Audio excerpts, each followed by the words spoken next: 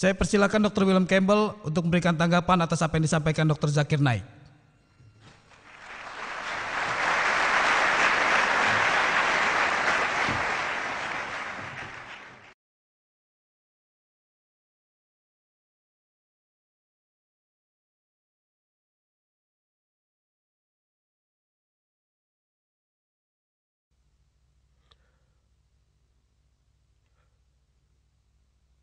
Dr. Naik telah menyampaikan beberapa permasalahan yang serius.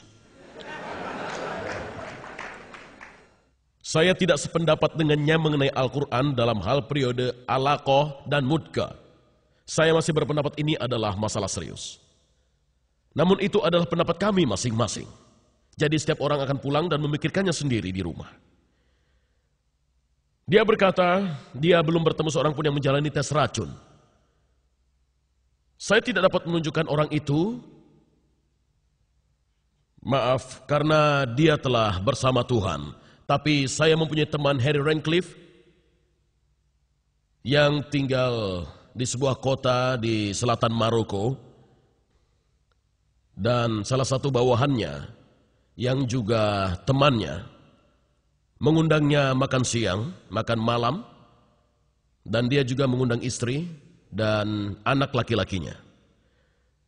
Namun ketika Harry hendak pergi, seseorang datang mengetuk pintu rumahnya dan berkata, orang itu akan meracunimu. Lalu mereka pergi. Harry mengutip ayat yang Anda baca ini dan dia memutuskan untuk pergi karena dia telah berjanji untuk datang. Dia tetap pergi, menunggu berharap ada saat yang tepat, yaitu saat pria itu masuk membawa kuskus sehingga dia dapat berbalik. Orang itu akan keluar dan dia dapat membalikkan kuskusnya. Namun kesempatan itu tidak terjadi. Jadi ia mengambilnya dan memakannya juga istrinya. Dia tidak mampu makan banyak dan mereka telah menyuapi anak mereka sebelum pergi. Namun Harry makan. Dan malam itu Harry merasa sakit di perutnya. Dan dia mengeluarkan darah, tapi dia selamat. Lalu 2 hari kemudian dia pergi, mengetuk pintu.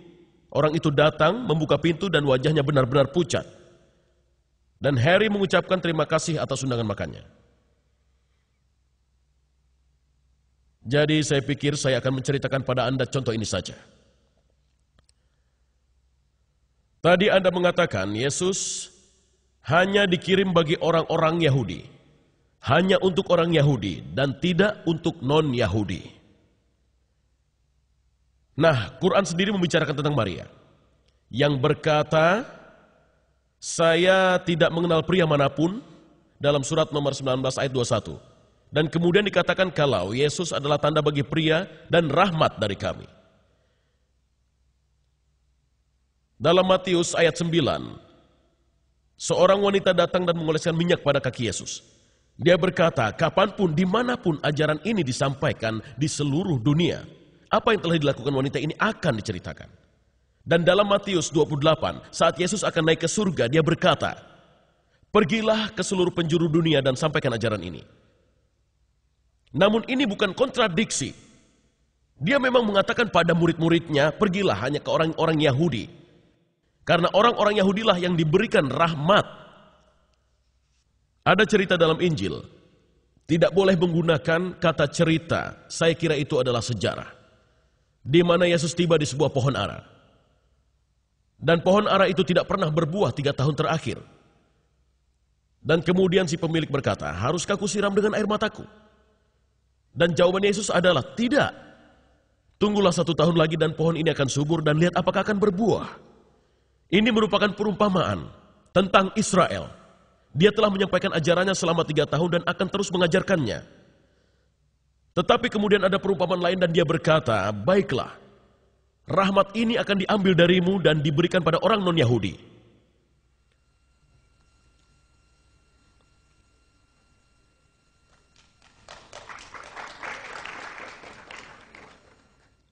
Dr. Naik telah menjelaskan tentang siang dan masa. Siang dalam Injil dapat juga diartikan masa yang lama, tidak harus 24 jam, seperti yang ingin dipaksakan Dr. Bucaille dalam bukunya. Dan saya percaya, kalau itu adalah periode waktu yang lama. Lalu ada masalah ini yang dia katakan dan saya tidak menyangkalnya karena saya tidak memiliki jawabannya. Tapi saya ingin menyampaikan tentang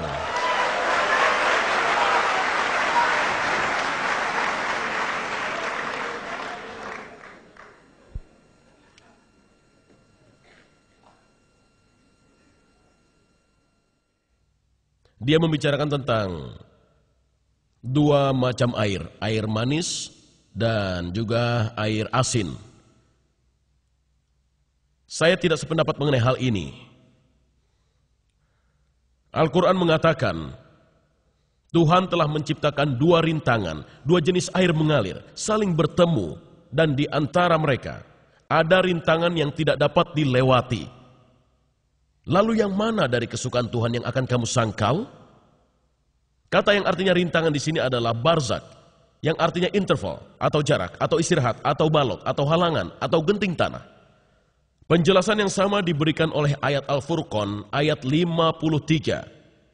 Dialah yang telah menciptakan dua macam air, yang satu enak dan manis, dan yang satunya lagi asin dan pahit. Dan dia membuat penghalang di antara keduanya, dan pemisah yang tidak bisa dilewati. Phrase atau rintangan yang tidak bisa dilewati menunjukkan dua kata dari akar yang sama. Hal ini pada bahasa Arab untuk menekankan atau menganggap benar apapun yang dibicarakan. Kata hijr yang berarti tidak boleh, terhalang, terlarang, semua itu kata yang sangat kuat. Dan kata kedua yang merupakan partisip terakhir dari kata kerja mempunyai makna yang sama. Karena kata itu bersifat harfiah, seseorang mungkin akan menerjemahkannya seperti ini. Tuhan membuat diantaranya halangan dan melarang terlarang. Dr. Bukel menyampaikan hal ini secara singkat. Dan kemudian dia berkata, walaupun pada akhirnya dia mengakui hal ini rupanya terlalu sulit untuk diamati. Dan seorang teman ilmuwan yang mengomentarinya berkata, sangat mungkin air asin dan air tawar secara fisik terpisah. Unsur yang terdapat di sungai menggantikan air laut, namun tidak ada penghalang. Secara termodinamika, proses pencampurannya bersifat spontan, cepat dan dipengaruhi entropi. Halangannya hanya dalil agama. Perlu waktu lama untuk benda sebanyak itu agar dapat bercampur. Saya sendiri memiliki contoh kecil mengenai hal ini. Saya mempunyai teman di Tunisia dan dia dulunya suka berburu gurita. Jadi saya pergi ke sana sekali.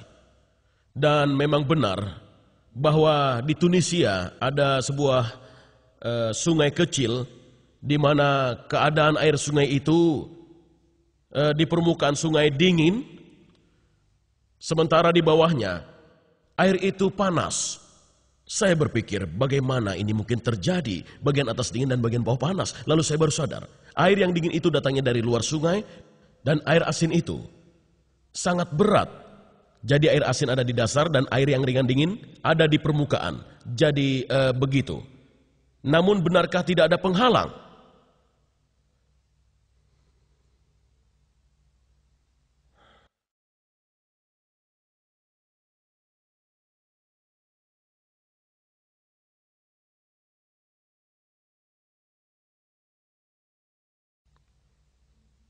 Dr. Naik berbicara mengenai bahasa dan tentu saja saya tidak dapat menjawab mengenai bahasa-bahasa di India.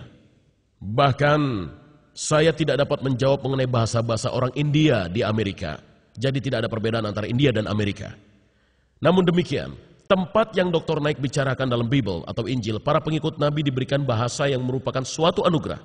Akan tetapi bahasa-bahasa tersebut merupakan berbagai macam bahasa yang dikenal oleh orang-orang yang di sana. Bahasa tersebut bukanlah bahasa yang buruk.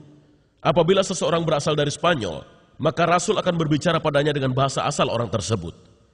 Apabila ada orang lain yang berasal dari Turki, Rasul lainnya akan berbicara dengan orang tersebut dengan bahasa asal orang tersebut, yaitu bahasa Turki.